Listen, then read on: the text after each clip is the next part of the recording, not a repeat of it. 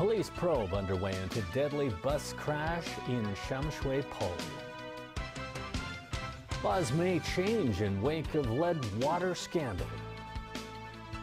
And as China limits oil supplies to North Korea, a suspicious underground tremor is detected in the country.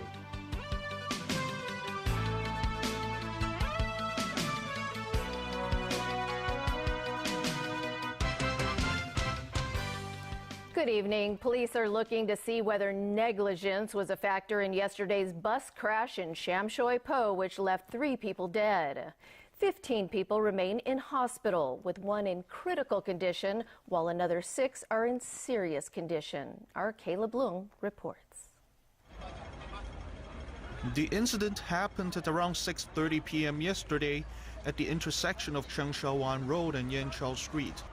The E21A city bus was traveling from Tongcheng to Homentin, but went out of control, mounted the pavement, and slammed into a building.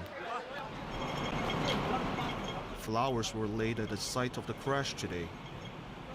According to the Transport Department, the site was listed as a junction black spot.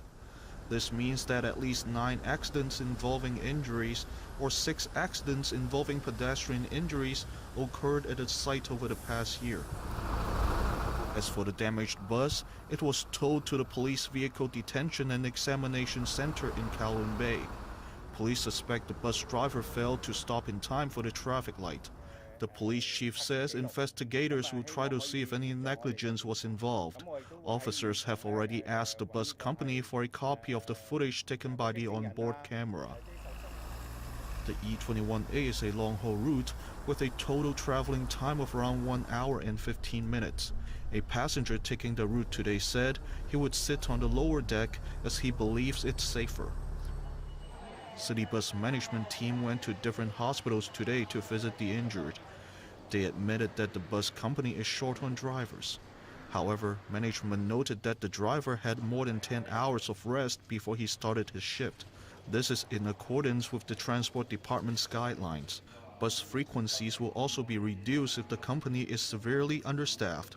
Meanwhile, a city bus employees union has long asked the bus company to reduce staff working hours.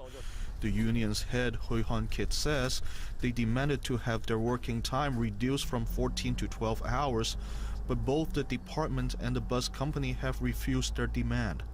Caleb Bloom, TVB News.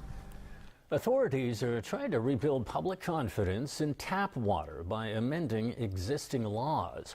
Proposed changes would mean large-scale plumbing works can only be carried out by registered contractors as opposed to individual plumbers. Elmi Lung reports. The tainted water scandal troubled residents at a number of public housing estates in 2015. 2 years on, officials are still thinking of ways to calm public anger. We are considering if we would amend existing waterworks ordinance in regard to the responsibility for undertaking large-scale and plumbing installations. We will only allow the registered plumbing contractors to carry out the plumbing works. And in case of any problems, they will be responsible for the work they have carried out. He hopes to present the amendment proposals before the Legislative Council within this term of government. That's in addition to the Water Supplies Department's other initiative to test heavy metals and water samples collected randomly around town, which starts in December. Since 2015, at least 10 public housing estates were found to have drinking water with excessive lead levels. Authorities later concluded that was caused by using leaded solder materials in the soldered joints. Elmi Long, TVB News. A former top insurance regulator on the mainland has been expelled after an anti-corruption investigation. Xiang Junbo was chairman of the China Insurance Regulatory Commission. He also served as a deputy central bank governor and vice chief at the National Audit Office. According to China's anti-corruption watchdog, Xiang committed various serious violations of political discipline and rules to serve personal political interests. The announcement came before China holds its 19th National Congress next month, where a power reshuffle is expected. Overseas now, in South Korea's weather agency says a magnitude 3.0 earthquake shook the northeastern region of North Korea this afternoon. An official from South Korea's meteorological administration said the quake was detected in an area around Kilju County, but she added they don't think it was caused by an artificial explosion. The site of the quake is near where North Korea conducted its sixth and most powerful nuclear test in what it said was the detonation of a thermonuclear weapon. Meanwhile, an international nuclear test monitoring agency says its analysts are looking at unusual seismic activity in the region. Beijing has confirmed it will begin banning exports of some petroleum and energy products to North Korea, as well as imports of textiles. The move complies with the United Nations Security Council resolution passed after Pyongyang's latest nuclear test and comes as rhetoric between the North Korea and the United States intensifies. The announcement from Beijing came at the end of a week that saw tensions ratchet up between the U.S. and North Korea. Before thousands of cheering fans yesterday, the U.S. president took another swipe at North Korean leader Kim Jong-un. And we can't have madmen out there shooting rockets all over the place. And by the way, Rocket Man should have been handled a long time ago. He should have been handled a long time ago by Clinton. I won't mention the Republicans, right? But by Obama. Kim Jong-un was not in power during the Clinton administration and did not become leader of North Korea until partway through the Obama administration. Trump earlier announced new U.S. sanctions allowing the targeting of companies and institutions that finance and facilitate trade with North Korea. And I have to tell you, I made a friend in China, President Xi, and yesterday he basically took the banking industry away from North Korea. Never been done before. Never been done. That's based on relationship. Relationship is very good. We're going to handle it, folks. Believe me, we're going to handle it. Amid the insults and a threat that North Korea might unleash a hydrogen bomb over the Pacific, China and Russia continue to urge calm. At the United Nations, Russian Foreign Minister Sergei Lavrov called the back and forth between the two leaders a kindergarten fight. He called for less emotion on the issue and said Russia would welcome a neutral European state as a mediator in dealings with North Korea. Meanwhile, speculation and worry is growing over the possibility of a nuclear test involving a thermonuclear missile. The world hasn't seen an above-ground atmospheric nuclear test since an inland detonation by China in 1980. Iran says it has successfully tested a new ballistic missile with a range of 2,000 kilometers. The test firing is likely to raise concerns in Washington. Iran says it can carry several warheads. The missile was shown off at a military parade yesterday where President Hassan Rouhani said Iran would strengthen its missile capabilities without seeking any country's permission. U.S. Senator John McCain did it before, and he's doing it again. He vows to block the latest version of a Republican bill aimed at repealing and replacing Obamacare. Senator John McCain took to Facebook to announce his firm opposition to the latest GOP proposal to repeal the Affordable Care Act. A devastating blow to those who amended it, Senators Bill Cassidy and Lindsey Graham, who's one of McCain's best friends in the Senate. He said, "I cannot in good conscience vote for Graham Cassidy. A bill affecting so many lives requires bipartisan approach." It was McCain who doomed the previous bill when his no vote sealed its fate back in July. The ayes are 49, the nays are 51. The motion is not agreed to. When somebody Republicans insist a good majority of Americans are complaining Obamacare premiums are too costly and they shouldn't be forced to have insurance. This is why the GOP is rushing to pass a repeal bill before September 30th. That's the last day it can pass with a simple majority of 50 votes. With 52 Republicans in the Senate, Senator Rand Paul has promised to vote no like McCain, leaving only the potential 50 votes needed. But Senator Lisa Murkowski of Alaska is still undecided, as is Senator Susan Collins of Maine. I obviously have very serious reservations about the bill. This has President Donald Trump and his vice president piling pressure on a list of those leaning towards no.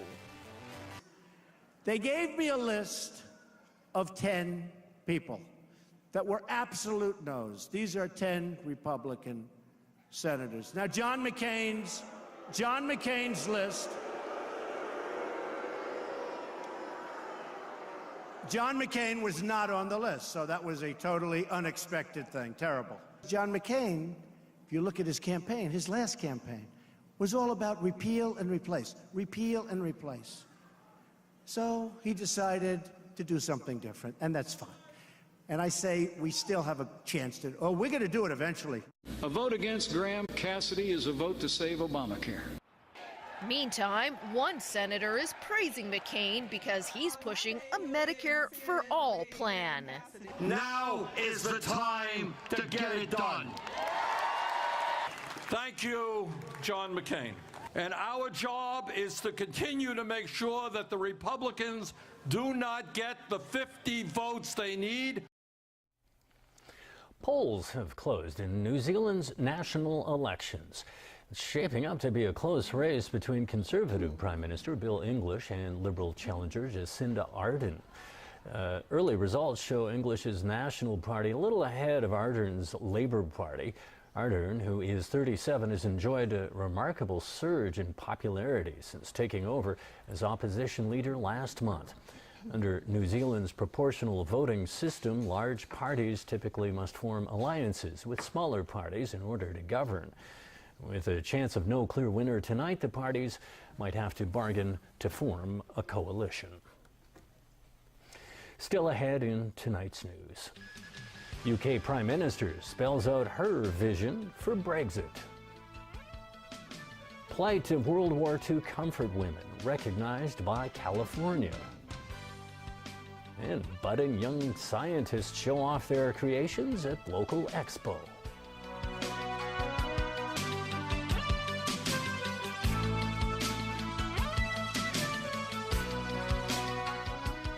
Welcome back. British Prime Minister Theresa May set out a plan last night to retain full access to the EU's single market for 2 years after Brexit. But analysts say her proposals for such a transition are unlikely to meet the expectation of EU leaders. Tony Sabine reports. It's been a bumpy road for Britain ever since it triggered Article 50 of the Lisbon Treaty in March to leave the European Union. Since then, the British government and the EU have held 3 rounds of negotiations, but with no breakthrough so far. Instead, both sides have become bogged down by the sheer complexity of the task to agree on divorce terms and deliver a new framework for EU-UK relations going forward. In Florence, British Prime Minister Theresa May was on a mission to revitalise the Brexit process. Our task is to find a new framework that allows for a close economic partnership, but holds those rights and obligations in a new and different balance.